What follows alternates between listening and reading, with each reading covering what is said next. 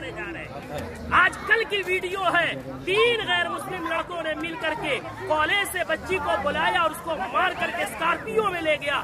3 दिन रेप किया और रेप करने के बाद उसके जिस्म को सरेआम ले आकर के फेंक दिया। आए दिन ये खबरें आ रही हैं।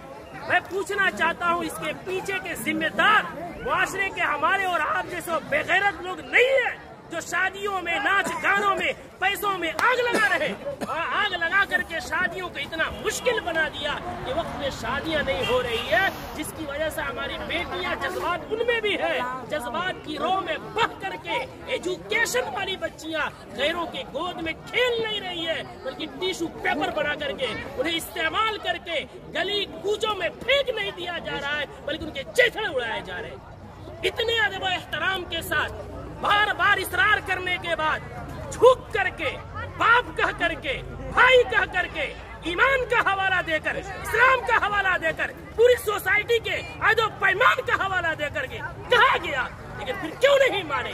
जुर्रत की बात है, हिम्मत की बात है। आखिर वो हिम्मत आई कहाँ से कि पूरा मुआशरा बाइकाट कर रहा है? आप नाच ला रहे हैं, चौक पे नचा रहे हैं, पूरा बस्ती इस गुनाह से बचना चाहता है।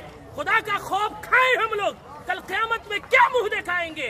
पूरे गांव में नचाते हुए लेकर आते हैं, मस्जिद के सामने से लेकर आते हैं, पूरे गांव में। ये क्या है? इसको जिद नहीं कहते हैं तो और क्या कहते हैं? इसको हठधर्मी नहीं कहते हैं तो क्या कहते हैं?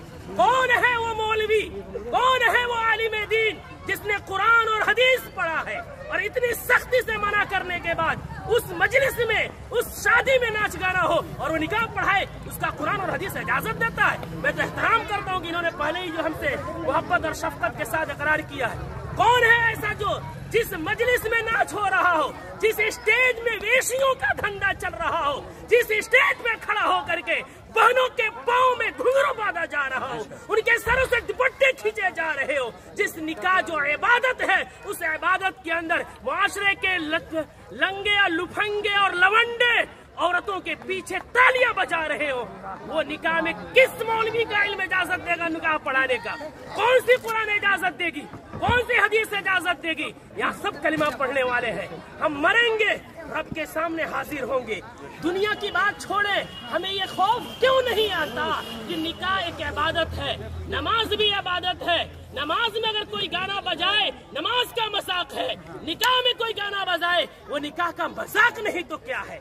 जो मौलवी कुरान की आयत पढ़ेंगे, उनका मजाक नहीं तो क्या है? हदीस